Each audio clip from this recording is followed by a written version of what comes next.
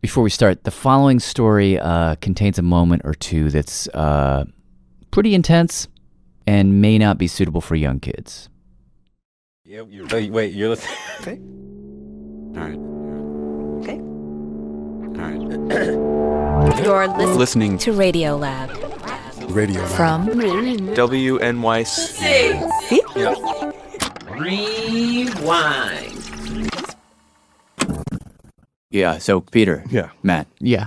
Where do you want to launch into this? Yeah, we're going to start with this call. Tuesday, August 8, 2017, This is a call from Bath County, Eastern Kentucky. 13:51 and 26 seconds.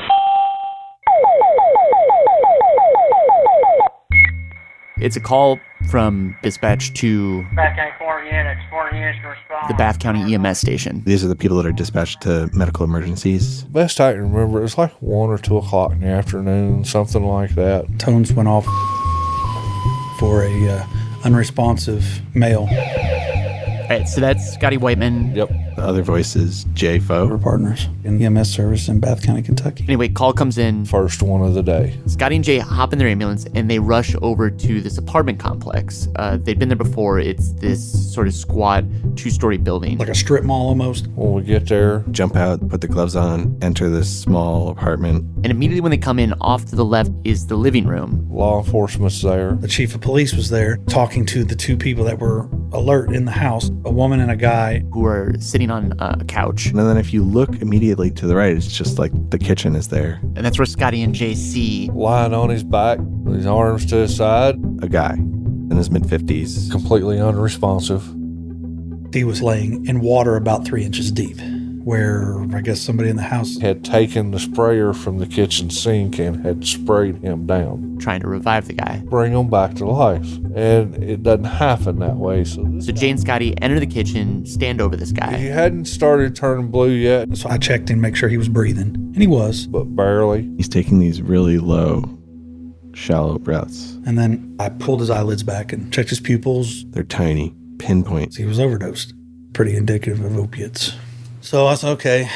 So Jay grabs his medic kit. He goes into his bag and he pulls out this nasal spray. It's a drug called naloxone. It's also commonly referred to as Narcan, and it's a drug that's known as being this Lazarus drug. Yeah, because it immediately throws an opioid overdose into reverse and like brings people back from the brink of death. So Jay crouches over this guy, and he takes this nasal spray, sticks it up one of the guy's nostrils, sprays it, takes it out. Waits a beat, does the same thing to the other nostril. Back awake within seconds. The guy opened his eyes. Talk, what's going on? I grab a towel and start drying him off, And then I pushed him up so I could sit him up, Got him up. got him onto the stretcher. loaded in the truck, and we take off to St. Clair Hospital. Scotty's up front. He's driving the ambulance. Jay's in the back with the patient. Everything was good with him. Everything was routine. When all of a sudden, Scotty hollered through the window. He yelled at me, I don't feel right. I can remember a weird taste coming into my mouth and a real odd smell hitting my nose. What are you tasting? I can't describe it. It was like chewing on steel. Go ahead. Scotty, while he's driving, he gets on the radio. Unit 2. Hollering at the next county over, saying, hey, I need help. I've got a light feeling, increased temperature I need you to send me an ambulance. on the eastbound exit ramp of the 137. Just have them meet us there, please. 10-4. Made it to the bottom of the ramp, put the truck in park. Jay jumped out of the back and ran up to the front. Went through the passenger side. Got to Scotty. He was already slumped over. Unresponsive. It was that quick. Like he was out cold. Not waking up, anything? No, he's not responding at all. So what's happening? Well, this is the thing that, I don't know, was so shocking to me, is that when Jay then checked out Scotty, He had pinpoint pupils, snoring respirations. he seemed to have the exact same symptoms as the patient in the back of the ambulance who had overdosed. Wait, what? The exact same symptoms? Yeah, that's what it looked like to Jay. Well, how does that even happen? Well, so Jay explained it to us like He says if you wind back, they had gone into this apartment to treat this guy who was on the kitchen floor. That was wet. And he said he believes that when they were helping him up, Scotty had rubbed against his skin-to-skin contact with his forearm. And Jay said he believes that what likely happened in that moment is that whatever drug this guy had taken had now gotten onto Scotty's arm, absorbed through his skin into his system, and then like 15 minutes later had caused Scotty to pass out. Wow. That's really strange. Yeah, it seems like a really unusual thing to happen. But the thing is, like, I guess what's even weirder is that, like, this wasn't the first time I had heard this story. Right, like Peter's been following this for a while. So yeah, I've been keeping a list of these types of incidents.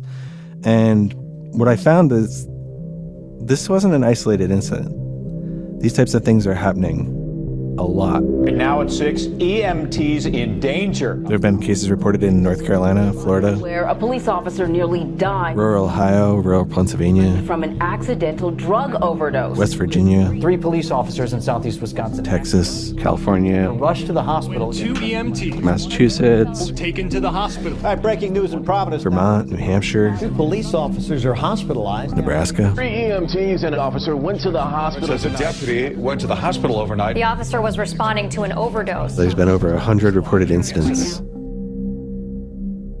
all over the country. So, I mean, I've been reporting on opioids for a number of years. And I guess as I was watching these kinds of incidents occur, it kind of felt like I was watching a contagion like unfold in real time. I mean, I guess when I was reading all these stories, I was just thinking, like, what is going on here? Like, what's happening?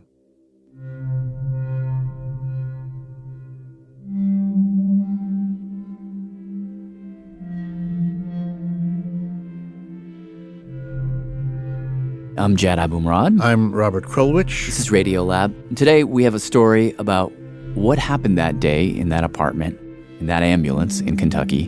Definitely kind of a mystery story. But at its core, it's really a story about wanting to do good, choosing to do good, and then having to suddenly bear the cost of doing good.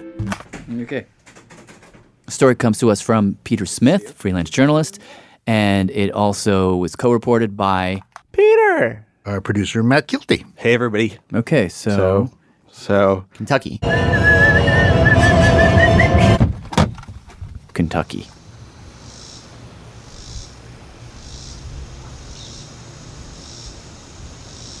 So we wanted to talk to Scotty and his partner Jay about what happened that day. And about what's been happening. So we flew into Lexington. We drove about an hour east. And it was some nice rolling bluegrass hills. Yeah, a lot of green. And we drove to this tiny little city called Owensville. And we're at the Bath County Emergency Medical Services. Where the Bath County EMS is. White building, linoleum siding, big garage doors like you'd see at like an auto shop. A couple big white Bath County EMS ambulances.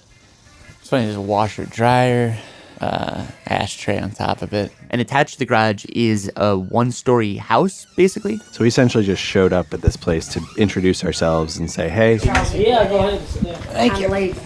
There were a few people inside. Gary, the director of the station, was there. Yeah. And you're serving the whole county? Yeah, I think it's 284 square miles, I think, is how big our county is. You know about how many people that is? A little over 12,000 now, I believe. And we're covering that out of one station. Feels like there's beds in back? Yeah, beds in the back, yeah. You all end up just kind of like living here? Yeah, it's basically like an apartment. There's a kitchen. We were in the living room with Gary sitting on a couch. There's these big lazy boys, a ginormous TV. Billy Bob Thornton was on. He's a mean dude. In the show? No, he's just a mean dude in real life. Remember that? We went to a Willie Nelson concert, and his band opened for Willie Nelson. And somebody in the audience heckled him. And he just about came off the stage after him. And he called him everything but a sewing machine and a milk cow. He made up cuss words.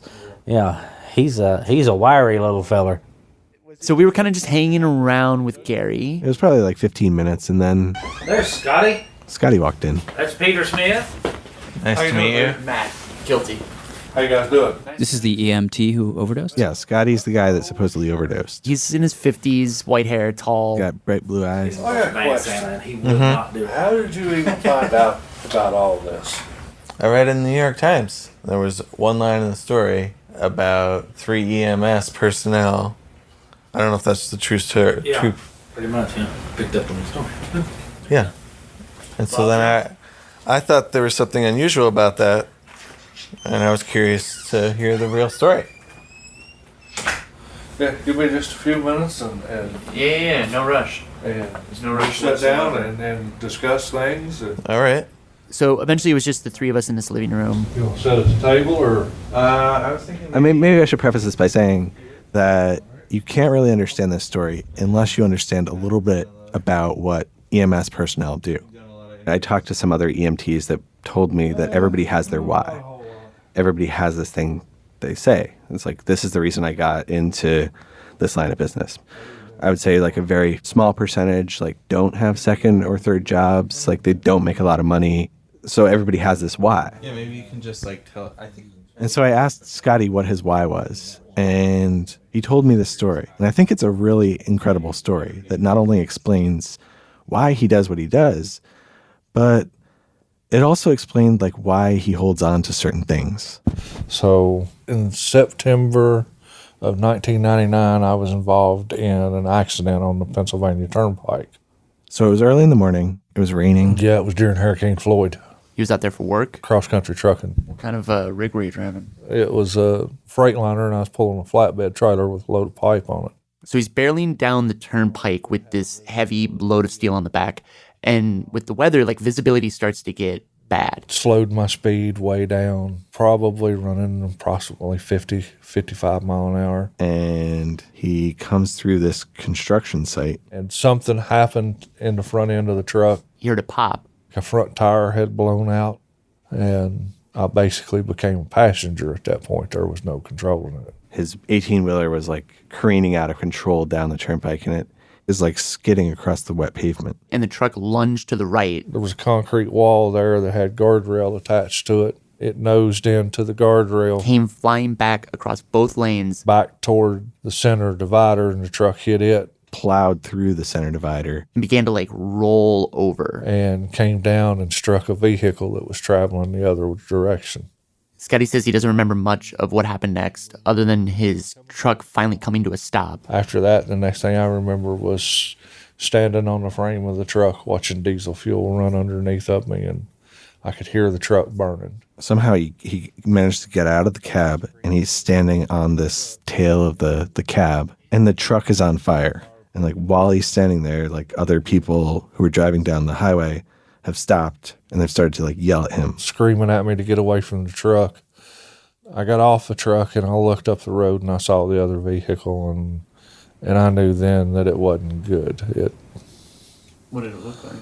It was a very destroyed vehicle. So what happens next? There was a lady, had a minivan. I have no idea where she came from. She opened the side door on her minivan and had me set in the floorboard until the ambulance got there.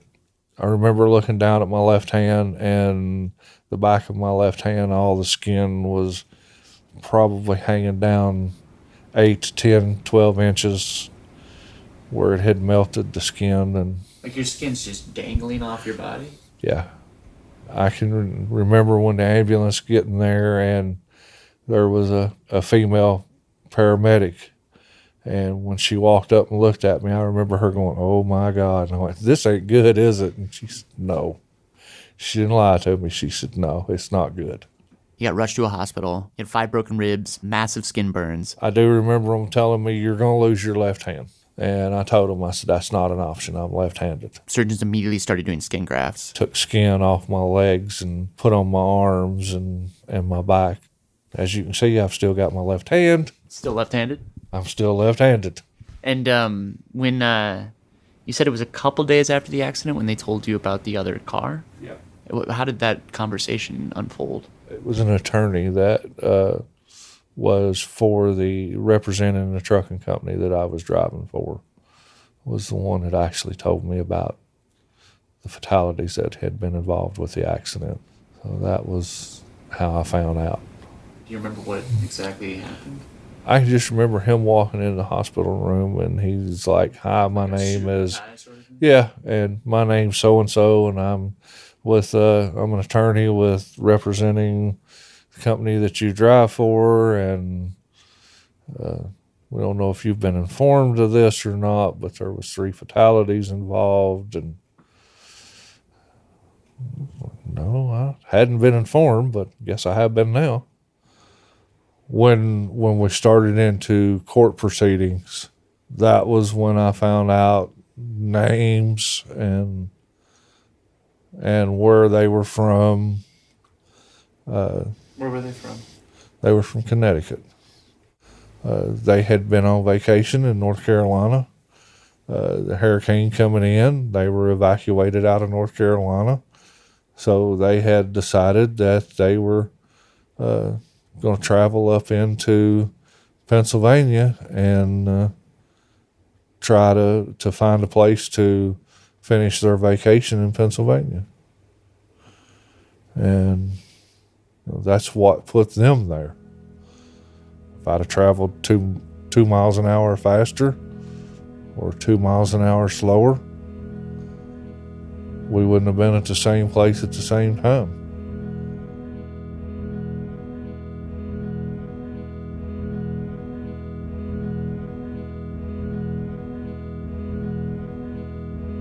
Scotty eventually went back to long haul trucking, but he says that he kept thinking about that day, about that accident, the people who were killed. Never forgot. Still haven't forgotten. But the other thing that really struck him about that day was that everybody who showed up to that scene, the fire department, the EMS, everybody there was volunteer.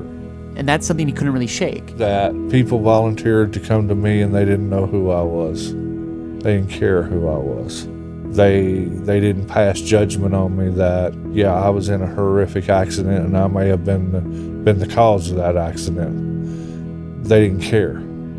They viewed me as someone that needed help. And that was all they viewed me as. And Scotty said the more he thought about it, the more he felt like he had this sort of debt to pay back for the lives that were lost that day. For the ones that he extinguished.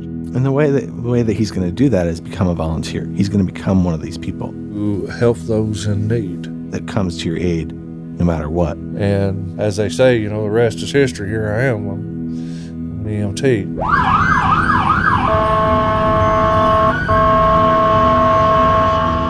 So we spent a few days with Scotty, following him around on some of his runs. And as an EMT, his main responsibility is to drive the ambulance, but also to assist his partner. Hello. Who's often Jay. What's going on? And out in rural Kentucky, they get all sorts of calls. Hey, come here, honey. They just want to look at you. It's okay. You're okay. How long has he been acting like that, honey? Since last night. Okay. Like a 3-year-old who was having trouble breathing. Just breathe. It's okay. Look at me. It's okay. You want to go for a ride now? Mommy, go. A lot of calls from nursing homes. Deep breath. Does that hurt? Got him on 6 on Main. Where a call can be for something that feels like so small, like a cough or low blood sugar. Ready to roll. Portable over to Main. One night, 9:20 at night, got a call. Older woman fell off a porch. They helped pick up an elderly woman. Oh, good job. Good job. Sometimes they just get called to give people their meds. You're going to feel a big poke, okay? Count of 3. Here we go. 1, 2, 3. Big poke. These are kind of the everyday innocuous calls. And then, of course, there are overdoses. By the way, I'm Matt. I'm Earl. Earl. Nice to meet you. Peter. I'm Earl. Because we were these out-of-town reporters, everybody kept saying that we should go down to the old jail. So you're the jailer? Yeah. Which is where we met the county jailer, Earl. How's it going, sir? How you doing there, bud? I'm Matt. And his friend Mitchell. Nice to meet you. Alrighty. And so Earl led us into the jail. It's abandoned now. Paint peeling off the walls. He walked us into this front room. Let's see. I like to ask you more than you got. It's full of weed whackers, lawnmowers. Earl oversees the work release program, so the people that are in jail are sort of on this temporary work release program where they do lawn maintenance along the highway. Oh, I'll sit down. Where have they got him at? Oh, it's over there. I see it. Yeah. over in the corner. And then Earl grabbed this red bucket, which he set down. It's like a knee-high bucket. Things are pretty nasty. Oh my God. That's from this year. But you can see, that's just this year. That's so many syringes. How many do you think you got in there? I'd say there's 1,000, wouldn't you, Mitchell? Close anyway. Yeah, close to it. That was like all last year. All last year. People on work release have been picking these up for like the past year. These are just litter on the highway. Yeah. It's been awful. They used to have the kids, would clean up like Boy Scouts and stuff, clean up along roads. But it just got too bad with the needles now. You just can't do it anymore with the way the needles and stuff are. Mm-mm. Yeah, there's all kinds of myrrh in that big bottle, ain't there? I forgot about them. Yeah. Or be another bottle full. There's probably 20, 30 in there. Yeah. Here's another one. We got a problem here. There's no doubt about that. There's definitely a problem with heroin use. Some of them got it in it. Still got the stuff in there. Oh, still got the drugs in there? Blood, too. Yeah. Huh. That first year, we really found them, didn't we? They threw a bunch of them away, too, before we started saving them. Yeah. Did it surprise you to find this many? Really, yeah. Well, the heroin problem just started just like overnight here. I mean, it was pills forever, and then just all at once. I mean, nobody even ever seen a needle, did you, Mitchell? No. And then just all at once, they were everywhere. When did you start seeing them? About a year ago. It's been longer than that. It's been about 2.5 years ago, and it just like and once it started, you started finding they were everywhere then. So what do you think when you see all these needles? I just think it's a bad thing. It's destroying families, and we have somebody dying here just all the time. I mean, it's really bad. Sad. I had a very good friend that I lost.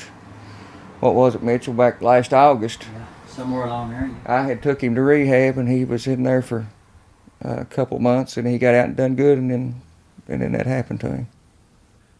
And that was sort of the incredible thing. There's something for everyone here, so have your pick. All right, well, I'll take a look around. Okay. Was that like everybody knew somebody who had been caught up in using opioids. I mean, nice families, somebody in their family end up on them bad.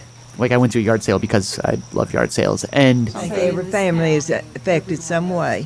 When I told the women who were sitting there on the driveway what we were reporting on, they said they had lost neighbors, friends. Well, let's put it like this. In 2000... one day when we were down there, we had to take a lift. No, in 1990, I had a motorcycle accident, which destroyed my left femur. I've got a 12-inch plate, 10 screws, and 2 pins that hold my left femur together. And the driver told us how he'd started using pills. And really came by quite innocently. I talked to a woman who worked at a thrift store who told me she lost a cousin to an overdose. Actually, Jay told us about a friend of his. He actually relapsed. He was in therapy. His sponsor in Narcotics Anonymous overdosed, and he had nobody to go to, so he relapsed and was found 2 days later in his car. So it was pretty bad. And I would assume that the MS, Scotty and Jay, would have seen this shift happen. Yeah, Scotty told us around 2017, overdose calls went from 1 or 2 a week to 5, 6, one day. There was 11.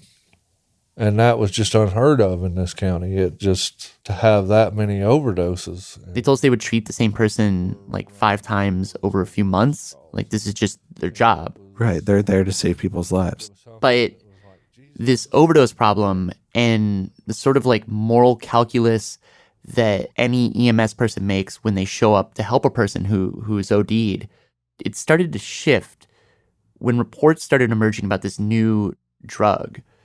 This drug that made it so simply coming into contact with a person, like just simply touching them, could put an EMS worker in danger. Wasn't a lot known about it. We talked to this guy, Jason York, about it. He's the emergency management director for the county. When it first came out, the reports that we were getting was literally airborne.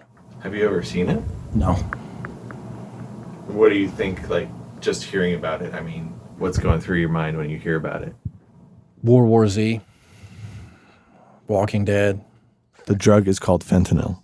What is fentanyl? Like, I know that it's an opioid, But is it like... So fentanyl... Didn't you talk to a guy about this a while back? I did. I talked to this guy, John Cole. Okay. Can you tell me again, like, who you are and... Yeah. I'm an emergency physician here at Hennepin County Medical Center, which is a level 1 trauma center in Minneapolis. He's also the director of the Minnesota Poison Control. So fentanyl has been around for decades, and we use it almost every day in my hospital in some capacity. So fentanyl is an opioid. It's fully synthetic. It's manufactured in the laboratory.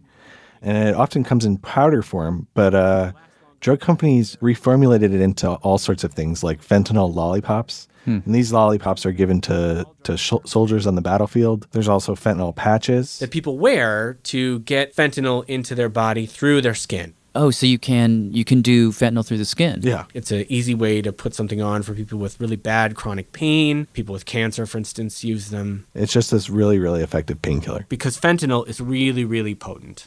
I mean, a lot of people refer to fentanyl as sort of the third wave of the opioid crisis. Just for context, I mean, what are the first two waves? Yeah. If you don't mind? Well, so if you go back to the beginning of the crisis, the first wave was pills. Right. When in the early 2000s, drug manufacturers began flooding communities with pharmaceutical-grade opioids. Okay. And the second wave was around 2011 when there was a crackdown on pills. And so a lot of people that were using pharmaceuticals began to migrate to heroin. And the Mexican cartels got very good at delivering that heroin. And then around 2013, Opioid crisis. the third wave hits. America's worst drug crisis ever. Drug dealers, people that were selling heroin, start looking to fentanyl. Because fentanyl is so much cheaper to either make or obtain than normal heroin. And most importantly, fentanyl is way more potent. And so basically, to maximize their profit, drug dealers start cutting fentanyl into heroin. The problem is that the people who are using, they really have no idea what they're getting. They think they're just getting heroin. And certainly by 2014, we started to see patients in our emergency department who were overdosed with what they thought was heroin that probably turned out to be fentanyl. And as more and more people were overdosing, Fentanyl. dying, A powerful synthetic opioid. there were all these news stories about A powerful opioid. this Fentanyl. powerful, ultra-potent synthetic opioid. 30 to 50 times as powerful as heroin itself. And there are versions of it where, the molecules changed a little bit and it makes it more potent. And by 2016, An even more dangerous drug is now hitting the street. It's called carfentanil. It's a new synthetic opioid usually used to tranquilize elephants. Now, this deadly drug is popping up in our backyards. And carfentanil is extremely potent. The same size as just 7 grains of salt could kill you. John says it was right around this time, 2016. There started to be reports of I fall backwards. Law enforcement. And I'm trying to hold on to anything I can grasp. Emergency medical services. My face started burning. And even nurses in hospitals. Like I broke out in a sweat. Describing getting ill when they were exposed to powder that turned out later to be fentanyl or some other type of fentanyl. How did you first hear about it? How did I hear about it? You guys. The media. Oh, yeah, I forget I'm a representative of the media. Scotty said he actually first heard about carfentanil on Good Morning America. Started reading articles on it. Jay saw other people in EMS tweeting about it. What is this drug? What is going on? But that's in the big city. It's not going to happen here. And then one of our local law enforcement officers, Bud Lyons. So you read about fentanyl. I mean, I've read about it, but I didn't think it would come to a small city like this. So that's Bud Lyons. He's a police officer. He's a canine officer here. So what happened? Basically, I was dispatched to the funeral home. So it was the summer of 2017. Bud got called out to the parking lot of the funeral home. A female had passed out in her car. When I got on scene, woke her up, got her out of the vehicle. I noticed that she had some brown stuff on her face, like a powder substance around her nostrils. He searched the car and took into evidence $1,000 in cash. And several little baggies of brown powder substance that turned out to be heroin. And that same night, as he was back in the evidence room going through the money, I didn't have no gloves on when I was counting the money. Started feeling funny. Started feeling real dizzy. Couldn't think straight. Dropped the money. And drove his cruiser up here into the parking lot of the EMS station. And when he pulled in, he went down. A couple of EMS were there, gave him this this Lazarus drug, Narcan. Rushed me to the hospital. Had that ever happened to you before? No, it's the first time it's ever happened. And, just that little touch basically almost killed me. Just a grain of fentanyl got on his skin, and he's saying that's all it took? Yeah, like that was the story that was starting to emerge really across the country, that like a tiny grain, if you came into contact with a tiny grain of this drug, it could take you down. So as soon as that happened, Scotty, we made it a pact between us to carry extra Narcan in the truck for us in case we ever got exposed, because I knew it was here in the county and in the city. And then about a month after that, sure enough, chewing on steel at the truck in park, my partner got exposed. I can remember coming to and being in another ambulance. Jay had given Scotty their Narcan they had stashed away. His dose of Narcan and mine, because he wouldn't wake up after the first dose. They got him to the hospital. Scotty was kept under evaluation for about 4 hours. And then eventually discharged. The next day, it was like, that was when it hit.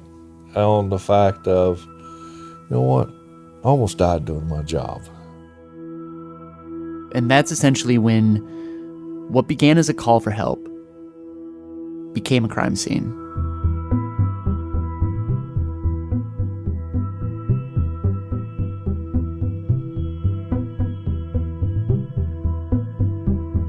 What do you mean?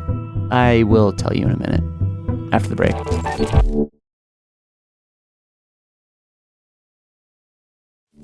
Chad, Robert, Radiolab.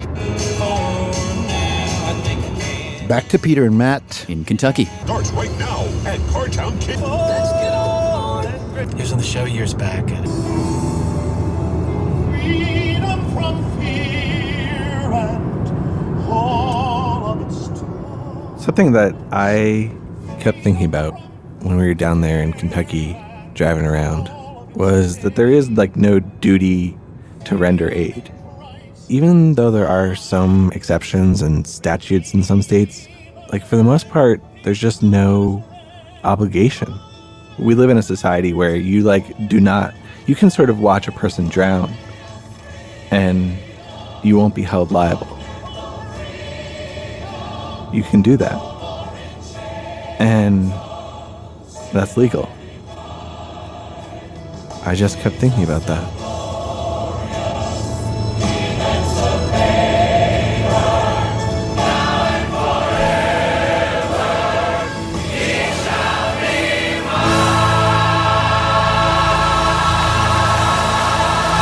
Where are y'all going to? I mean, just all of Eastern Kentucky? We've mostly just been here. Oh, is that right? So when we were down there with Earl, the jailer. Yeah, in the jail, the old Bath County jail. We had just seen the needles and we were coming out to the parking lot. I go to Wisconsin. And we had spent probably like 2 or 3 days trying to find the people who were actually in the apartment, like the person who overdosed and the other 2 people who we learned lived in that apartment. I had a phone number, but nobody was picking up. But we're with Earl, and I just asked him if he knew this guy, Scotty Hatton. Scotty White. This is a different Scotty. This is a different Scotty. Right, because Scotty Wightman's the EMT who responded to the call, had this seemingly like overdose exposure. Scotty Hatton lived in the apartment. Yeah, he was there the day that Scotty and Jay showed up. Yeah, I know him. Uh-huh. What, do y'all want to talk to him? Or? Yeah, we got the Scotty Wightman started the story, and we were just curious if... What do you want to talk to him about? What went on that night? Or just get his side of the story. I know that. I don't think that he could right now because his case ain't final. Uh-huh. Sure. I just about guarantee he won't. But then he was like, I can tell you where he is, though, because it turns out that Scotty Hatton had on an ankle monitor, and Earl, he's the jailer, so he just like pulls up his phone and looks up Scotty's GPS location. Yeah, and so the little dot for the GPS showed exactly where he was at this old cemetery. That graveyard's what, Mitchell? And Earl said like we could go down there and like maybe he would talk to us.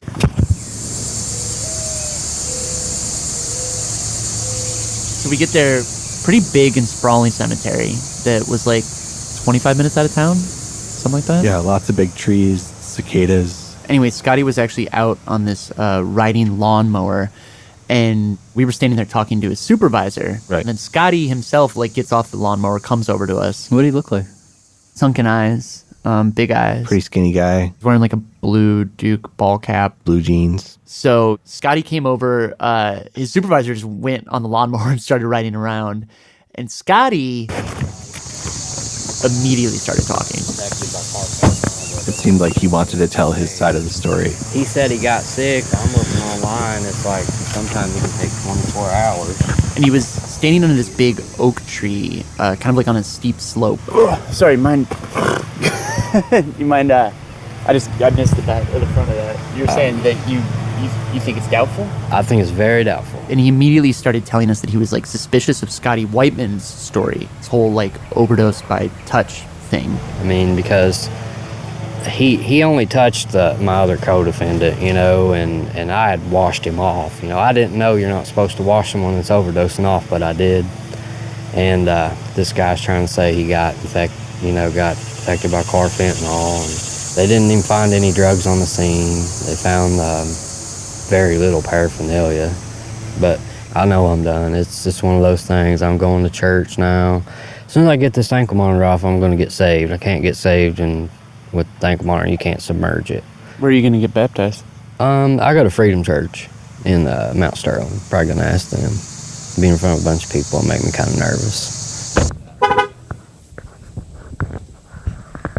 We decided to meet up with him later because of the lawnmower, cicadas. So we went to his aunt's house. He was living there. He'd gotten evicted from his apartment after the OD. Well, I'm going. Love you. Love you too. You're going to see Ruby, ain't you? Yeah. It's nice to meet you guys. Nice to meet you too. Thanks again. Our lady's in there. I don't know if she really wants to participate, so. Jessica's in here, you're saying? Yeah. Oh, okay. So apparently Scotty's girlfriend, Jessica, she was the other person in the apartment for this overdose. She was also now living with Scotty at his aunt's, but she didn't want to talk to us. So then the three of us sat down on the couch in the living room, and Scotty just started telling us about his own story. And I think his story definitely is a very like sort of common trajectory. Where did you grow up? Was it around here? Yeah, I grew up in Bath County. I've been here my whole life, pretty much. So Scotty grew up in government housing in a small apartment with his sister, his mom. She had another husband by then, not my dad. He's my stepdad. His stepdad is this guy named Ricky, who figures pretty prominently in this story. He drank a lot, wasn't all that good at home. Then I was like 15, 16, I moved in with my grandma and lived with my dad and my grandma, and I was into sports. I made decent grades. Now I don't even hardly go see my dad. He caught him a case, I guess. He's got several charges pending. So when was the first time you used? First time I ever took narcotics, I was 19. According to Scotty, what happened was he got kidney stones. Never had a pain worse than that. It hurt so bad I was crying. He mentioned it to his dad. He had a motorcycle wreck, kind of messed him up. You know, he just said, here, you can take one of my pain pills. It was a Lortab, which is hydrocodone and acetaminophen. Yeah, he said when he took it, euphoria. Felt just total relief. But I just like the feeling, It makes you feel really, really good. Not long after that, getting his medicine, I ain't gonna lie, and I'd take it.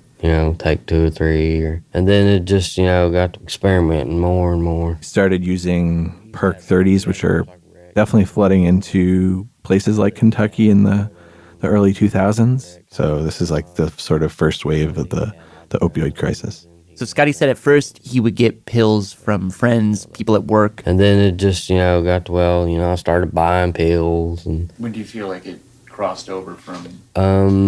Probably my mid-20s. He started taking Oxycontin, and he said he was working at the time stocking bread. Right, he was stocking bread. He was also working in a factory. Because I'd be like, well, I'd rather work because I'd steal off somebody. And I've always been that way. I don't really want to steal off people. So you're like, I can work and make enough money to... It was really hard. I mean, I made $500-600 a week, and, I wouldn't have any left. Because he had spent all of it on pills. Then he was doing that for years, and probably it was about like 2011 or 12. Heroin came around. That's when I started doing it. Because it was cheaper, or? Because it was cheaper. Because I was spending $80 to $100 on 2 pills. 80 to 100 for just 2 pills? Just 2 pills. You might get a little bit high, and it might not last very long at all. And for $80 or $100 of heroin, you can get a lot more, and it's a lot more powerful. So that it just made sense. Scotty told us he did heroin for like 5 or 6 years. He didn't inject it, but he would snort it. And he says he tried to quit a couple of times, but just didn't, which was probably just an excuse for I couldn't. I had to hit complete rock bottom. And for Scotty, he says that was the day of the overdoses in that apartment. Yeah. Can you pick up at some point? Like, where does it start? You're probably going to have to ask me, like, questions on this, because I'm going to may shy back from some of it a little bit. So ask me again what you... Yeah. So you're living down there with Jessica and your son, Gabriel. So Jessica, Scotty's girlfriend, the two of them have a son together, Gabriel. Mm-hmm.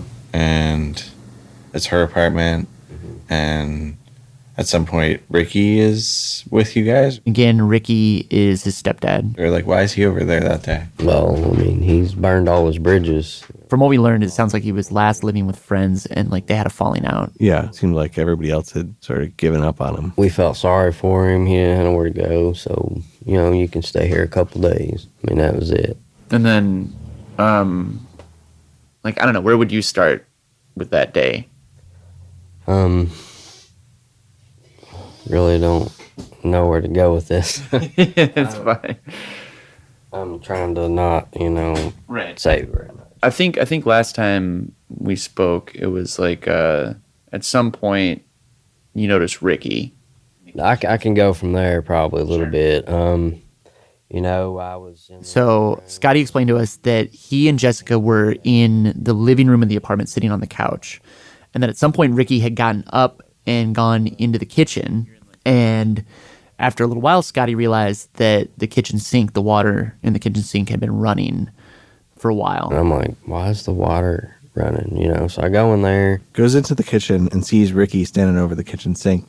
And he said he looked locked up. Frozen. Like his arms were really stiff. His fists were sort of like clenched. Bracing. Grabbing the countertop. With his tongue flopping back and forth in his mouth. His mouth's barely open. You can see it. I kind of knew what it probably was. He's ODing. I get a chair and I get him. I struggle to get him in it. I get him in the chair and he's out. We have one of those, not only a faucet, we got one of those spray things. I was spraying him with sprays for the dishes. Yeah.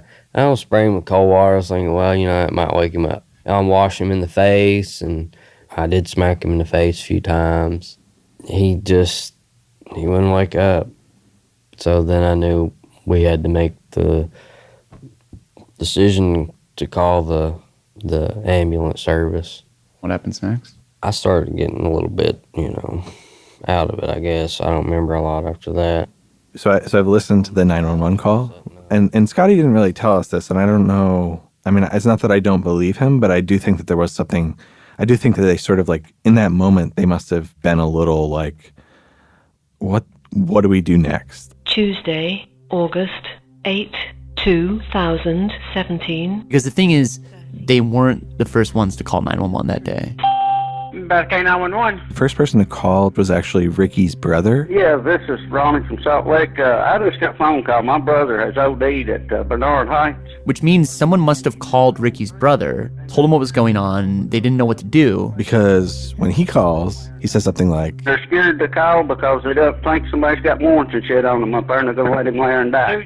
Something about outstanding warrants, or like they're worried about outstanding warrants. Yeah, they're trying to throw him in a car and shit. Don't know the apartment number? No, sir, they won't tell me. Okay, I'll try. I'll get there as soon as they can find it. Thank you. Bye. You go. And then another thing you hear in these recordings Back K911. is this other call, I'm over which is from one of Scotty and Jessica's neighbors. One of my neighbors came over a few minutes ago, and I think she's talking about Scotty, is that Scotty had come over to her house. he told me that his stepdad was currently overdosing in his apartment and that they were scared to call the ambulance. She made him leave. Because he was severely intoxicated on drugs. And from reading the reports, it sounds like their 1-year-old son was in the apartment at the time. Oh, wow. Really? Yeah, their 1-year-old Gabriel. I think they were worried about the police coming and losing custody of their kid.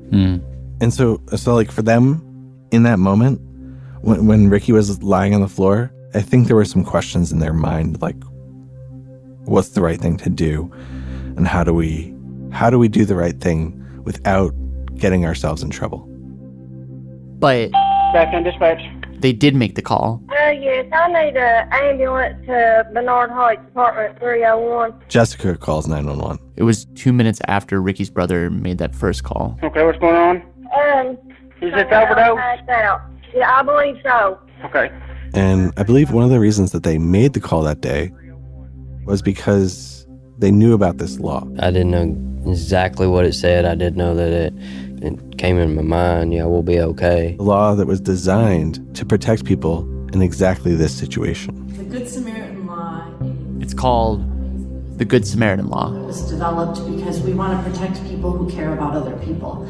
So around 2010, 2011, 12, as this opioid epidemic was escalating, House File 238, the Good Samaritan Bill. a lot of states started adopting these 911 Good Samaritan laws. 46 states, including Kentucky, now have these laws. Which essentially say if you're using drugs with someone and that person overdoses, We don't want you fearful that if you make the call that may save their life, that you'll be in trouble. like when the police show up, you and the person who overdosed won't be charged. You're granted immunity because you essentially did the right thing. Like you reached out for help. The sort of like intent of the Good Samaritan law is to make people who are in the presence of a drug overdose, you want these people to call for help because otherwise, you know, there's a greater risk that these people are just going to die. Where does the Good Samaritan? I mean, it is a Christian parable, right? We got the Bible right here. So, yeah, it's a parable in the Gospel of Luke. So it's Jesus is telling the story, and so there's a Jew. He's on the road to Jericho, and as he's walking along, some robbers come and they steal his money and they beat him up and they leave him in a ditch, and they've essentially left him for dead. And then another person comes along the road, but instead of helping him, this person crosses the road and just keeps on walking. The second person comes by, same thing. And then a third person comes and it's a Samaritan. And the Jews and the Samaritans were mortal enemies. They absolutely detested each other. But when this Samaritan sees this Jew lying in a ditch in need, the Good Samaritan stops and he helps this guy and gives him money and shelter and treats his wounds and, essentially saves his life. So it's a story about showing kindness to your enemy. Mm-hmm. Or your enemy showing kindness to you. Right. I guess the other thing that's interesting about this is that Jesus is talking to a legal scholar. And so it's sort of about setting up morality versus the law. And so I guess what he's saying is that if you see somebody that's in need, you don't think about what the law says you should or shouldn't do. You just help the person in need. It's unconditional love takes precedent over the letter of the law. But then of course there is the law. Ronnie, those New York reporters are here to stick a microphone under your face. And what seems to be happening across the country is prosecutors are beginning to push back against the Good Samaritan. Good morning, guys. Thank you. So we talked to this guy, Ronnie Goldie. He's the Commonwealth attorney. He's also the lead prosecutor in the case against Ricky, Jessica, and Scotty. It's kind of weird that you guys got this from out of New York, and it's just not something that I would have expected, certainly, because, we're used to our own little problems down here, and I would assume you've got bigger problems in New York to deal with than what we were dealing with, but that's fine. I mean, I'm glad that you guys got down this way. So what did he say to you about So case? As Ronnie sort of explained it to us, you go back with our legislature and the way they have drafted the Good Samaritan law. The way the law is written in Kentucky is that if you call 911 for a drug overdose, you're only granted immunity for 2 specific types of charges. You cannot charge them with possession of controlled substance. Drug possession. Or possession of drug paraphernalia. Just those 2 charges. Well, we didn't charge them with possession. We charged them with wanton endangerment. And this is where you see this sort of pushback. Wanton endangerment, that's a legal term for when you do something that puts somebody at risk for physical injury or death. It's a conscious disregard for what could occur. It's like driving drunk. So in this situation, by having the drugs everywhere that were laced with fentanyl, you created a risk, number one, of the child being seriously injured or killed based on an overdose or other injuries. And then also you placed paramedics, law enforcement, and the social workers that would have to come in under that circumstance.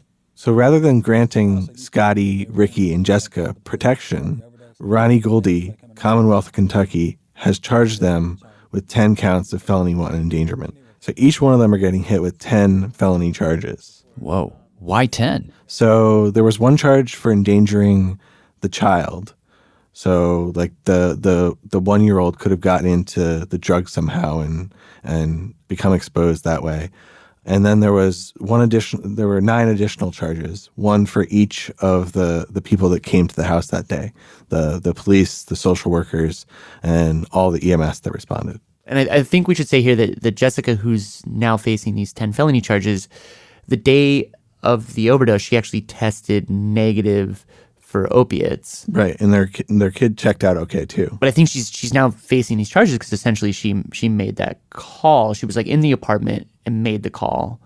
The other thing to mention is that like the thing that she and Scotty were scared of, which was losing custody of their son, that did happen. I'm not mad about that. I understand that. I understand that aspect, drug stuff found in the home, they took him. I understand that. As far as the other things, 10 felonies, I don't understand them. But Ronnie's argument is that because of the number of people who had been overdosing in the community, because of the local and national news reporting about heroin being laced with drugs like fentanyl and carfentanil, that you can argue that's a risk that you knew was out there, but yet you're using anyway. You should know better. But it feels like I don't know if loophole is the right word, but it's a way in which you can still, as you've said, like you're precluded from bringing charges for possession of drugs and paraphernalia, but like there is this sort of side door to be like, well, we can charge you for this. No, that's not the case at all. It's not like we're trying to say, okay, we don't like the Good Samaritan law, let's go around it. That's not how I work. That's not how we work. This is the thing I don't really understand. It seems like the net effect of the Good Samaritan law is to sort of reduce fatalities, and it seems like the data I've seen is like it's rather successful in reducing fatalities. So you are, by encouraging people to call 911, you are reducing fatalities. And in this case, if they hadn't called 911, it's possible that Ricky Mays, the patient, would have died. So in some ways, I feel like... Sure, I get it. And I totally understand it. I totally understand the reason behind it. But what I may think morally or personally, I don't have that luxury. I have a statute that I have to follow because when I took the oath of office, it is that I will uphold the laws of the Commonwealth. And if it's a crime, it's a crime. I don't get to say, well, but they were trying to do the right thing. If it's a crime, it is a crime, and I have to pursue it.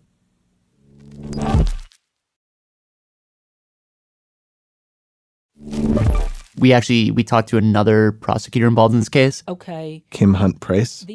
She's the county attorney who indicted Ricky, Scotty, and Jessica. You have people whose jobs are to protect the public who have to be there. The message needs to go out there. These people are protected as well. But there wasn't like pressure. People weren't calling you locally, or there wasn't somebody from like the state. No, there was no one calling from the state or anything like that. I mean, I just had my local people, that were concerned about it. And was it the people who were there were calling you, or like? I kind of think one of them did call me, and just say, is there anything we can do, with regard to this? Is there an appropriate criminal charge? Do you remember who that was off the top of your head? I believe Mr. Wightman is who did. Okay, so when we talked to Scotty Wightman, we asked him essentially why was it that he wanted to see these people charged. I view it as a call for accountability. If they're doing heroin, we'll get out here and we'll roll around in the yard for a week. I have no issues with that. But when you do something that could cause harm to me, I've got a problem with that.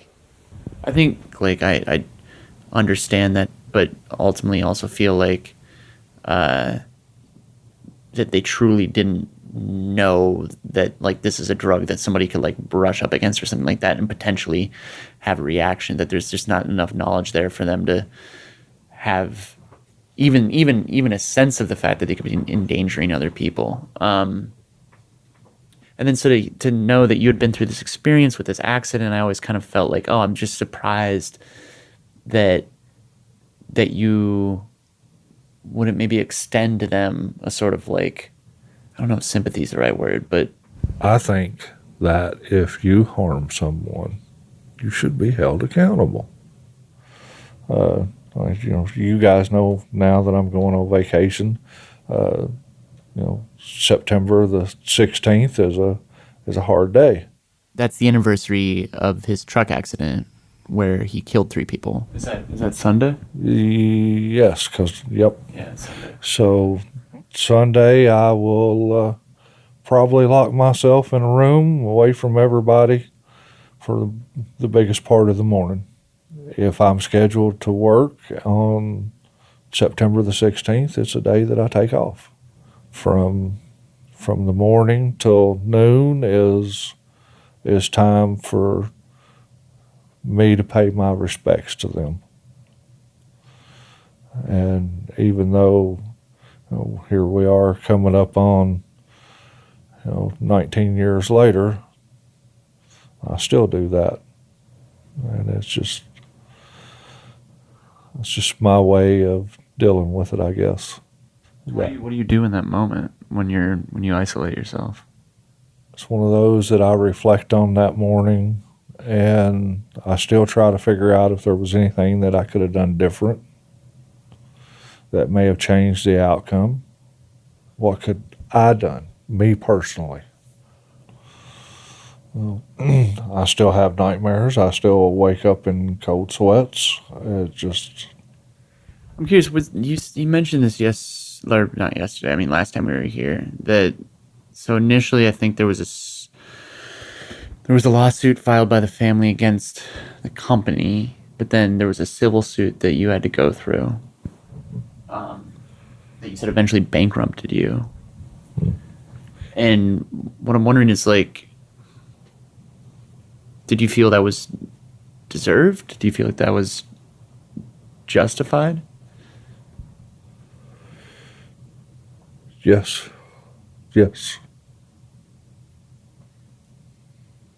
I took 3 members of that family away from them. That took potential earnings away from that family.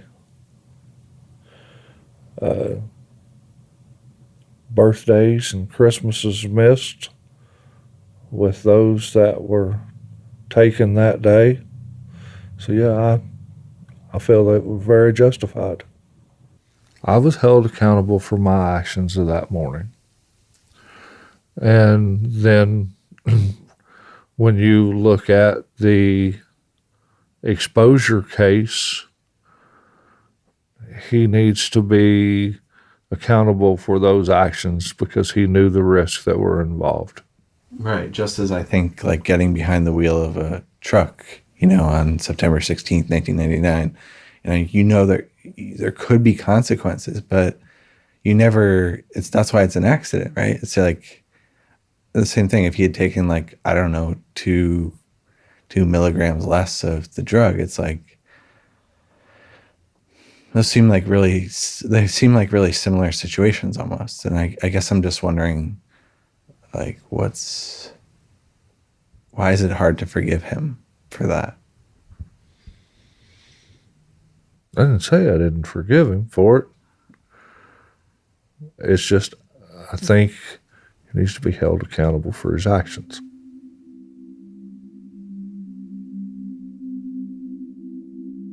I mean, all of that sort of brings us to the big question in the story. What happened that day?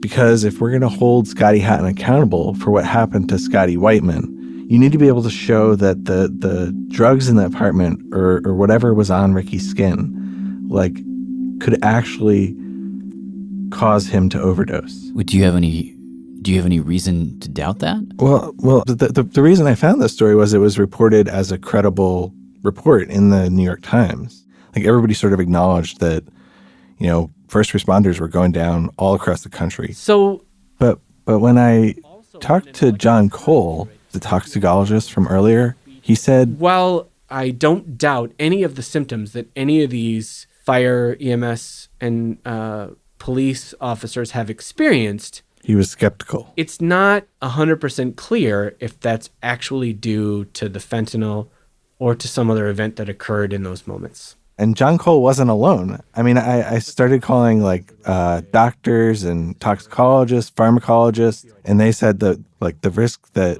fentanyl posed to first responders was extremely low. Why? What was their thinking? Well, for one, I mean, like the powder doesn't spontaneously aerosolize. It doesn't like poof into the air. So that makes like breathing it in pretty unlikely. And as far as the skin contact thing, it's so poorly absorbed. The like substance itself doesn't pass through the skin easily. To get fentanyl to absorb through your skin, you have to use a special matrix to be able to. You know, if you want to make a fentanyl patch, you have to sort of use these solvents to get the absorption to even be to the point where it's therapeutic, let alone an overdose. Even if you put a fentanyl patch on, it takes a very long time for the drug to sort of like achieve a meaningful dose in the body. But something is happening to these people. I mean, you have to assume. So if it's not the drugs, what is it? So yeah, what John Cole and a couple of other people brought up was this idea that maybe it wasn't the external situation that they're in. It was more something internal. There's no question in my mind that every one of these people felt symptoms that are very real. But John said the symptoms don't really match the symptoms of a typical opioid overdose. For instance, hyperventilating. On opioids, you're usually breathing slower. Not breathing faster. Or a lot of first responders reported feeling a sense of great impending doom. Opiates are all about serenity and pleasure, not impending doom.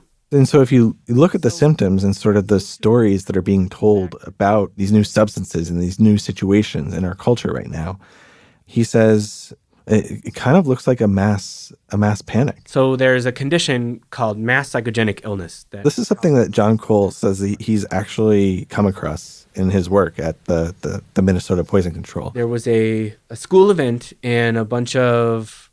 he said that about 4 or 5 years ago, there was this incident at a public school in Minnesota where a bunch of kids started like keeling over because they thought it was like carbon monoxide poisoning. Subsequent student after student began to feel ill. They took all these kids to the hospital and they gave them blood tests. None of the blood levels were positive for carbon monoxide. Just didn't check out. And once the medical conditions are ruled out from a known poison, you have to start considering other causes. And that event was consistent with this condition called mass psychogenic illness. And so when you think about, first responders showing up at the scene of a drug overdose, and what's running through their mind is this like constant onslaught of news reports and other sort of anecdotal accounts they've heard about their friends and their colleagues that are, passing out. It isn't that anybody's crazy or weak. It's that their mind is causing them to be physically ill. They really are sick,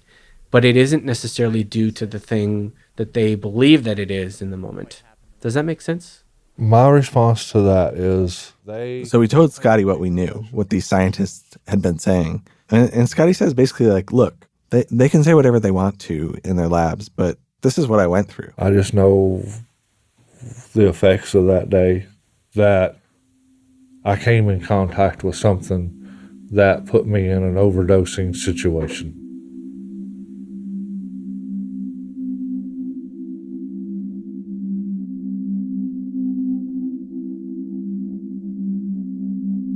Ricky Mays. An inmate at the Clark County Detention Center, Kentucky. Charges for your call have been accepted. Hello.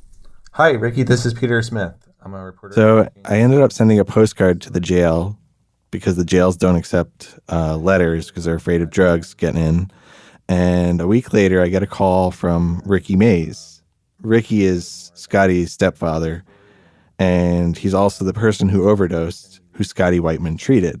And he told me that there wasn't a whole lot of toxicology evidence or medical records or much of anything really, but he had agreed to a plea deal for all 10 wanton endangerment charges. Yes, I pled guilty. That took 3 years. I mean, I was more or less forced. That's it. You said you were more or less forced? Yes. Because Ricky's a repeat felony offender, he was looking at like 20 years instead of the 3 that he took. More or less, the message you're putting out there is if anybody ODs around you or anything like that, throw them in a ditch and, leave them. It's a message that the court system's putting out to people. That's the way I take it. And how does that make you feel? I mean, is that not good. Yeah. I mean, As it seems like if they didn't call you, we wouldn't be talking right now. do what? I said if they hadn't called 911 that day, like the Good Samaritan law sort of says you can, it doesn't seem like we'd be talking right now. They done the right thing. Yeah. They're more or less now they're paying for what they done. Anything else you want to ask? I'm sorry, I just ramble on all day. Unlike Ricky, Scotty has refused to take a plea deal. Instead, he's going to risk up to 20 years in jail by taking his case to trial. I think about it every day. Every day at work for at least a couple hours, I think about it. And the same answer comes up every day. I have to take it to trial. I mean, I don't want them doing this to everybody, man. That they're gonna be afraid to call 911. I feel like for me, like, given the way it's gone, given the way people and how they think about drugs, like I don't know if I would have the same sort of like confidence or conviction. I understand where you're coming from. That's what my lawyer says too. I think when a few things come to light, like they may say, well, he did get sick. Well, we're going to say, well, he didn't test positive for anything. Could have been something else. Every little bit of doubt that you create is reasonable doubt and all you got to do is convince one person on that jury to say, no, I'm not doing it. That's all you got to do. Obviously, the jury will be making a decision about the case and about what happened in the apartment that day. But I think there's sort of a bigger, sort of more consequential message that they'll be sending about what people like Scotty and Scottie should believe and what they should fear and what they should do going forward.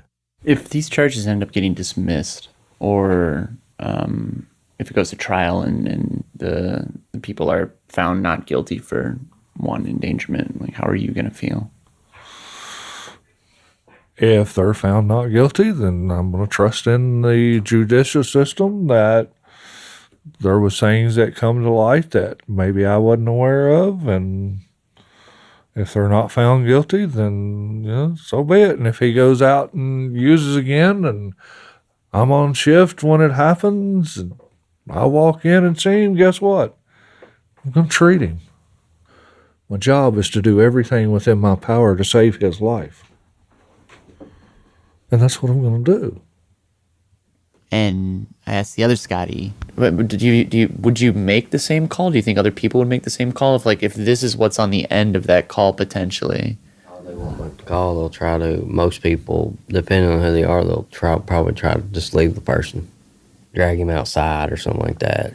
People in jail will say and do that, or cover up everything at the crime scene or whatever, or just not call. Like I said, if I knew there would have been 10 felonies, man, I don't know, man. It's still got to call. The guy can't die. That's what I believe. I really believe that, man.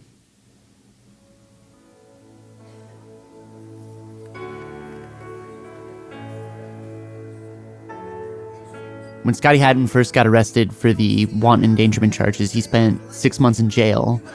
After getting out, he now attends church every Sunday with his family. What are you watching? Veggie Tales? He and Jessica have partial custody back of their son, Gabriel. You like Veggie Tales? What vegetables? That's a tomato. That's a tomato. Yeah, that's a tomato. That's a tomato. That's a cucumber. That is. Mr. Hatton, so. And both he and Jessica Judge, I think at this point we probably need to go ahead and set a trial date out. have pending trials scheduled for December.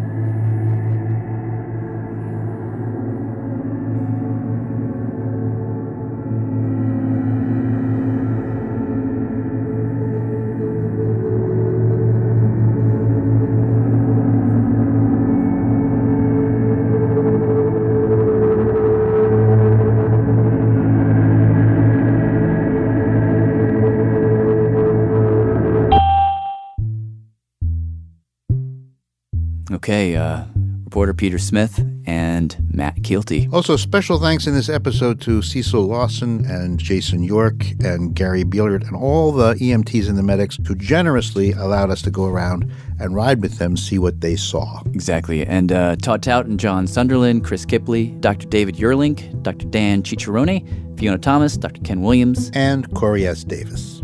I'm Jad Abumrad. I'm Robert Krulwich. Thanks for listening. Radiolab was created by Jad Abumrad and is edited by Soren Wheeler. Lulu Miller and Latif Nasser are our co-hosts. Dylan Keefe is our director of sound design. Our staff includes Simon Adler, Jeremy Bloom, Becca Bressler, Rachel Cusick, Akedi Foster Keys, W. Harry Fortuna, David Gable, Maria Paz Gutierrez, Sindhu Nyanasambandan, Matt Keelty, Annie McEwen, Alex Neeson, Sarah Kari, Ana Rasquet Paz, Sarah Sandback, Ariane Wack, Pat Walters, and Molly Webster, with help from Andrew Vinales. Our fact checkers are Diane Kelly, Emily Krieger, and Natalie Middleton.